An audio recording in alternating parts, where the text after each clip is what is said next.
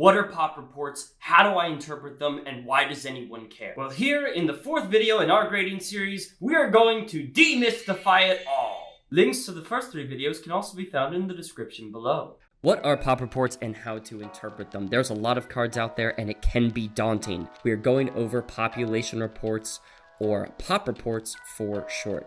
Now, population reports are very, very important in the collecting community because they give us a bird's eye view on how many different cards have been graded, what grades did they get, and gives us a good idea of scarcity, which can help us then translate into value. And the first things I want to start with is the XY base set from Pokemon. Now, XY in English was notorious for having terrible quality control, and therefore a lot of the cards will not be getting 10s. As you can see here, 4,132 cards total have been graded by PSA. Only 636 of those have translated into Gem Mint 10s, while 2,151 are 9s. That is a brutal ratio. Now, we scroll all the way down to one of the most popular cards in the set. Over here, you'll see this is the card number in the set, so it does go by number, which makes it a lot easier to navigate. They do also have the Italian versions here as well. If there's any other versions in terms of language, you will be able to find it. Now, XY base set has the Full Art Venusaur EX Pop 22 in a 10. While we scroll over to the Japanese version of XY base set, less have been graded, but look at that 10 ratio. Looking a whole lot better. Let's check out our Venusaur over here.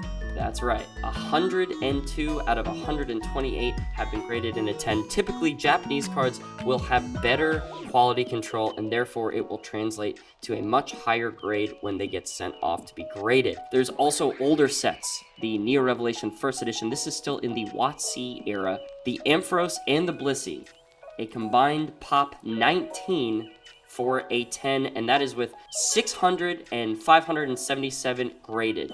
The ratio here is insane. So to get a 10 in these cards, you'll actually be commanding an insane price on the market. And this is something that you need to take into consideration when you're looking at population reports. Consider how long a set has been around versus the amount of 10s, and also always look at the total graded. However, simply looking at the amount graded and the amount of 10s is not going to necessarily give you all the information you need to know how much a card is going for on the open market.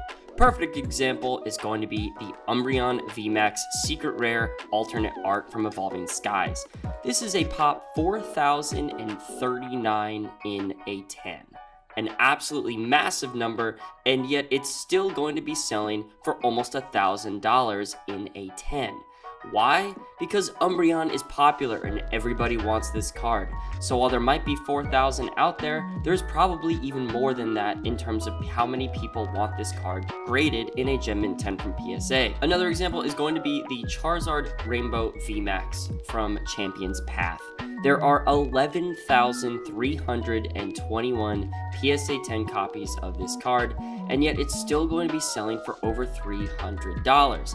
Trust me, I'm a Tropius collector. Get a life, nerd. And I'll show you the pop report on that. This is a pop 6 that I can buy for $100 right now. What Pokemon you're looking at makes a big difference. Charizard and Umbreon popular, Tropius not so much. Alright, so that's a little bit about using context to interpret a population report. Now we're going to go over PSA, CGC, and Beckett's actual pop reports, and I'm going to give them a overall ranking. PSA's is, in my opinion, the best pop report out there. It is the most comprehensive. It has been around. They've been grading cards the longest, so they have the most data available out of any of our 3 companies. They are going to be very easy to use. You can type in base, set, Pokemon, and that alone will be enough information for it to bring up a few different options for you. So PSA definitely easily navigated, very easy to identify what you're looking for and go ahead and find it. You have every single era. You've got first editions, you've got the 1999-2000 release that was UK specific. You have pretty much every Pokemon card ever to be graded, got graded by PSA at some point, and that is the advantage of using their pop report to assess market value. However, CGC has been making strides, and if you look at the amount of cards that they've graded, they only started in 2020. And yet, from Evolving Skies, they've already graded almost 25,000 cards. You also get a very detailed breakdown, perfect 10, pristine 10, 959, going all the way over to the ones over here. It is a very easily navigable and very comprehensive population report, even with a shop now. So if I wanted to find this on eBay, bang, takes me right there, and I get to find the card that I'm looking for. Very easy to buy, very easy to find, very easy to navigate. The only thing with CGC is you simply do not type in just the set name and search from there. You do need to pick a specific Pokemon. However, if I did want to do a Charizard from base set, that would get me into the base set. I have first edition, Shadowless, and Unlimited. That will take me to the entire Unlimited population report. So not quite as easy as PSA, but very close. And last but not least, we have Beckett, who clearly does not really care too much about TCGs, seeing as it's still asking me to select a sport and player name when the sport is going to be Pokemon. Now, assuming Blastoise is my player name, base is my set name, and Pokemon is my sport, then it is very comprehensive. And what is nice about Beckett that CGC and PSA don't do, it actually gives you an amount graded higher. So it gives you an exact percentage of pristine 10s. So pristine 10s of the Japanese base set from 1996 accounts for 3.1% of total cards graded out of the 261. So Beckett's pop report does have a lot of information on it.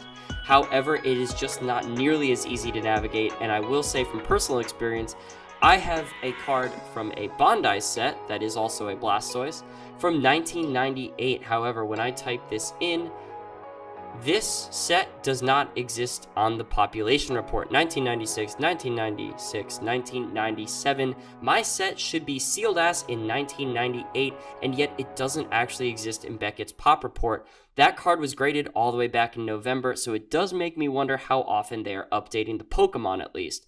And that's a good general overview of the pop reports in general. Beckett is going to be very precise, however, it might not be up to date. PSA is going to be very comprehensive. CGC is certainly getting there, but again, it only started grading in 2020 for Pokemon cards, so it needs a little bit of time before those pop ones start to measure up against the PSA or Beckett versions. Also, something to keep in mind, a lot of people are cross-grading, particularly with PSA.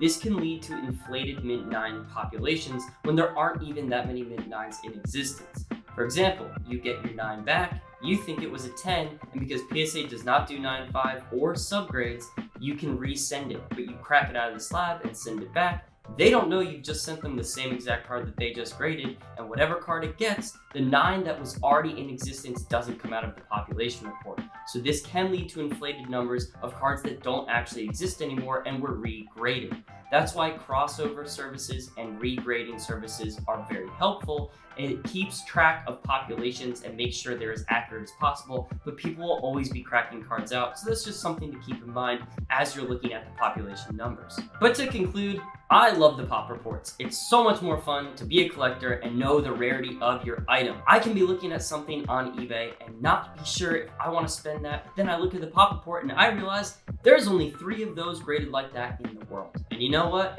I might not see that again. I'm gonna go grab it. So collect what you love. That's what this is all about. You don't need to spend a ton of money, but boy, it's a lot of fun and very exciting to be able to look up exactly how many of your cards there are so you can get into chases, rabbit holes, finding different rarities. It's a lot more fun this way because in the end, I think these pop reports are essential for the health of the hobby.